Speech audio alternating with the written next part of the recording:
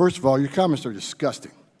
I've served my country. I've served my country for 34 years. I find your comments this is out of disgusting control. as well. I've served my country for 34 years. And yes, I held a 5-year-old boy in my arms in back of that tractor trailer. I knelt down beside him and said a prayer for him because I knew what his last 30 minutes of his life were like. And I had a 5-year-old son at the time. What I've been trying to do my 34 years serving my nation is to save lives. So for you to sit there and insult my integrity and my love for my country and for children, that's why this whole thing needs to be fixed. These egregious and cruel conditions and policies are not accidental. Mr. Homan, during your time as acting ICE director, deterrence was the order of the day for you. The memo bears that out, exactly what you planned for. The Trump administration claimed they had no choice but to rip children from their parents because they were criminally prosecuting the parents pursuant to zero-tolerance policy. Again, and policies that the administration created and that you, Mr. Homan, accepted, enforced, and championed, as we've seen. Let me remind everyone that the Trump administration tried to ban asylum seeking and started the process of metering, which then prevents people from coming through legal ports of entry. That exacerbated the crisis. People are desperately waiting months just to get in line and be granted the inalienable rights to due process. Mr. Homan, you have said that most immigrants are, quote, not criminals other than the criminal act that they do when they enter the country illegally. That is why I think we ought to revisit decriminalizing desperation, striking sections 1325 and 1326 of Title VIII of the U.S. Code, the statutes that the administration has leveraged to separate thousands of children from their families. Mr. Homan, do you understand that the consequences of separation of many children will be lifelong trauma and carried across generations? Have we not learned from the internment of Japanese Americans? Mr. Homan, I'm a father. Do you have children? How can you possibly allow this to happen under your watch? Do you not care? Is it because these children don't look like children that are around you? I don't get it. Have you ever held a deceased child in your arms? First of all, your comments are disgusting. I've served my country. I've served my country for 34 years. I find your comments disgusting as well. I've served my country for 34 years. And yes, I held a 5-year-old boy in my arms in back of that tractor trailer. I knelt down beside him and said a prayer for him because I knew what his last 30 minutes of his life were like. And I had a 5-year-old son at the time. What I've been trying to do my 34 years serving my nation is to save lives. So for you to sit there and insult my integrity and my love for my country and for children, that's why this whole thing needs to be fixed. And you're the member of Congress. We agree on that. Fix it. We agree on that, but I disagree. But I also disagree with your characterization of immigrants as prone to criminality. People for 3 decades on this. Gentleman's time has expired. It's my time now. Mr. Chairman, it's my time. well, the gentleman ripped off about 7 different questions designed to go at the character of Mr. Homan, and Mr. Homan should be given a chance to respond. It was ridiculous, the way he just rattled them all off and wouldn't let him respond to them. Let me say this. I understand that, but first of all, I'm going to have civility in my hearings. All right? I have the floor. I understand, and I agree with you. I'm going to have civility. That's why I was banging, so that we could hear each person speak. I have been very courteous and very kind. Now, Mr. Homan, do you have something to say? No one in this room has seen what I've seen in my 34-year career. Very well. No one has experienced what I've experienced. I've saw many dead bodies coming across this border. And you want to talk about the memo? This memo is one option to stop death. Not just about enforcing the law, stop death. If you want to legalize illegal immigration, good luck with that, because it's going to get a hell of a lot worse on that border. If you say, well, okay, from now on, there will be no consequence, no deterrence. It's not illegal to come to this country illegally. More families would come. 31% women would be raped. More children would die. We're a nation of laws. If you don't like it, sir, change it. You're the legislator. I'm the executive branch, and I've served my country honorably for 34 years. And I will not sit here and have anybody say that I don't care about children because you're not the same color as my children. Thank you very much. Thank you, Mr. Comer. I have to begin with clarifying something that Representative Tlaib said in her opening remarks when we had the portion of the hearing when the legislators were asked to give remarks for 5 minutes. Representative Tlaib, you were offended by the term illegal and said we did not need to use the term illegal to describe certain people that were here in America, that no one was an illegal. But if anyone is in the United States of America unlawfully, then they are, in fact, an illegal. And I just want to clarify that, because when I go home to Kentucky, that's something that offends the overwhelming majority of people that watch what goes on in Congress, specifically in this committee. And let me be clear, this is not a manufactured crisis. This is a problem that is getting worse every day. Yet this Congress continues to do nothing about the real problem at the border. What I have not heard today in this hearing is a real solution to the problem. Just letting people go freely when they cross the border illegally constitutes open border. We cannot have that in America. And let me quote Jay Johnson in an op-ed, and he was President Obama's Secretary of Homeland Security. He said that we cannot embrace a policy, and I quote, not deport those who enter or remain in this country illegally unless they commit a crime. This is tantamount to a public declaration repeated and amplified by smugglers in Central America that our borders are effectively open to all. This will increase the recent levels of monthly apprehensions at our southern border, about or more than 100,000 by multiples, end quote. He's right. President Obama's Secretary of Homeland Security is right about the real problem we have at the border. We have to get serious about this problem at the border. Mr. Homan, you're clearly an expert. What can Congress do to fix this problem? They can close loopholes in asylum to make it meaningful.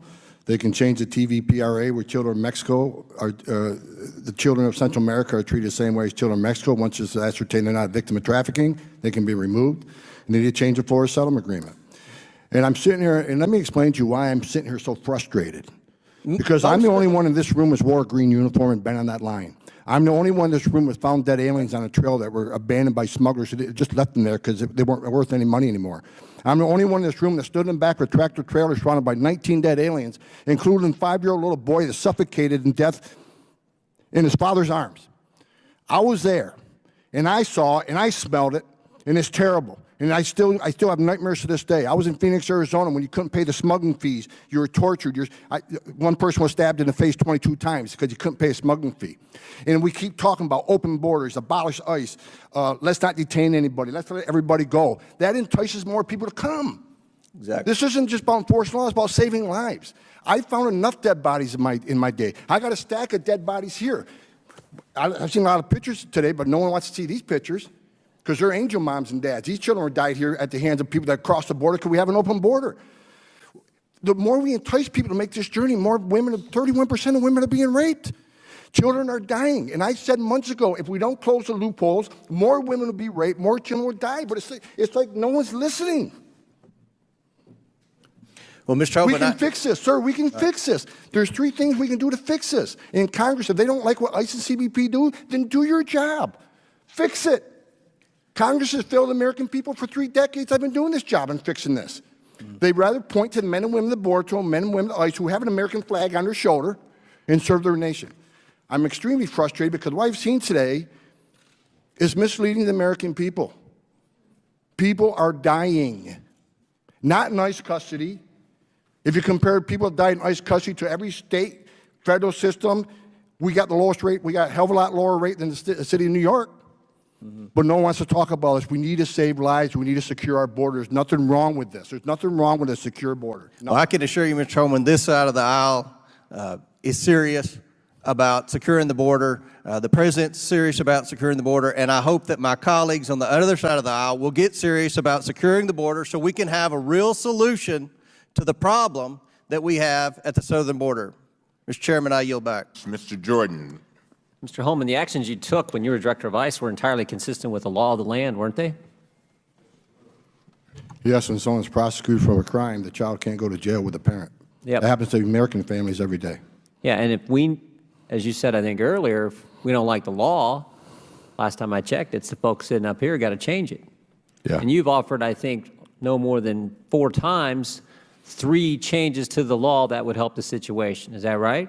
Yes, sir. Maybe make it a 5th time. Can you say it a 5th time for this group? Just, because, again, we're the ones that have to change the law. So give us that recommendation a 5th time, the 3 things that we got to do. If we would close the loopholes in the TVPRA, where children in Central America are treated the same as children in Mexico, if we would change the Florida settlement agreement so we can actually detain families in family setting long enough to see a judge and plead their case, if we can change the rules of asylum so it makes more sense so 90% of the people don't pass the first interview and a lot fewer pass in front of a judge, those 3 things would make a big difference on the border and decrease the illegal entry. Because those 3 things go to the heart of the matter. They go to the incentive. Is that right? They go to incentive along with the other things, such as talking about abolishing ICE, having no detention, free education, Yeah. free medical care, citizenship for those who are here illegally. When you keep offering incentives for people to come, sanctuary cities, come to this country, you'll be protected from ICE. As long as you keep having this language, kind of more people statements- who are those kind of- vulnerable people are going to keep trying to come. Those kind of statements made by Democrats in the United States Congress or in positions of influence in this country, they have an impact, don't they? They have a significant impact. When a member of Congress says abolish ICE, when another member of Congress says abolish DHS, when the Speaker of the House says walls are immoral, when the person who gave the State of the Union response to the President's State of the Union says she's okay with non-citizens voting, that all has an impact, doesn't it? Just like the laws that you're sworn to uphold and impact and do when you're the director of ICE. It has a significant impact, and if this would have been fixed years ago, we probably wouldn't have seen zero tolerance. We wouldn't see the conditions on the border But today. because the laws haven't been changed, because of the statements that have been made, there was a crisis. There is a crisis on the border. And that just didn't happen yesterday. Right? You think about this. There was a crisis. The administration asks for help. Democrats say it's contrived, it's manufactured, it's fake, it's not real. Then when the crisis, the real crisis, gets actually worse, the Democrats blame the administration for the very crisis they helped create by the things they said and the fact it won't change the law. But somehow it's your problem. Somehow it's the president's problem. And we have Ms. Costello, who went down there, her team went down there and looked this all over as the Inspector General, said there's some concerns that she has, and the cause of the concerns they're trying to ascertain. Now, she also said agents are doing, I think your statement was, agents are doing their level best. Is that right, Ms. Costello? That's the experience of our inspectors So the at their visits. Inspector General goes down there with your team, and you conclude the agents, the people that Mr. Homan used to represent, are doing their darn best they can do, but they're overwhelmed. And then you also said in your statement, in your answers a few minutes ago, you're trying to ascertain the cause. Well, that's pretty simple to figure out the cause. It's the numbers. In October, 60,000 apprehensions and inadmissibles on the border, October of last year. You know what it was in May of this year? 144,000. We know the cause. They're all coming. And they're coming because things the other side's saying, and the fact we won't change 3 fundamental things in the law. And it also might help, Mr. Homan, it also might help, because these are the ones these are apprehensions, these are people presenting themselves at ports of entry. It also might help if we build a border security wall, right? Instead of having the Speaker of the House say they're immoral, even though there's one in her state, it might actually help if we built the border security wall that the American people voted this president in office to do. It might actually help if we did that. Would you agree, Mr. Homan? Absolutely. Every place they build a border barrier, every single place they build a border barrier, illegal immigration decreased. Yeah, it would help with some of the tragic things that we have heard about, tragic situations that we've heard about the last couple of days, this entire week in this committee, that no one wants to see happen. The young mother who lost her daughter, it's tragic. No one wants those, but if we did the things you're talking about, we could help avoid some of those kind of incidents from happening in the future. Is that right, Mr. Homan? Yeah, if I can respond And to you're that. you're the guy who has lived it, breathed it, felt it, managed it. You know more than, you have more expertise in this area than anyone in this room. Is that right? I believe so, but let me I know respond. so. Let me respond to the one child that died. It's tragic, tragic. Sure is. But you know, as long as we're showing a lot of pictures, if I can have just 30 seconds. Here's a picture. Her name is Serenity. She was 9 months old, 9 months, raped and murdered by an illegal alien because of open borders policy. Here's Irana. She was 5 years old, raped repeatedly and murdered by an illegal alien. Here's Louise Solowin. She was 93, multiple rapes and murdered by an illegal alien. Here's a 16-year-old. Here's a law enforcement officer. I got hundreds of these in my desk drawer. So I've seen tears for people today, and I understand that. It's tragic when anybody dies. But let's not forget the angel moms and dads who I've all met and got to know. Their children died, and they're separated forever. It's not a matter of location. They're dead. And a secure border would help prevent some of this.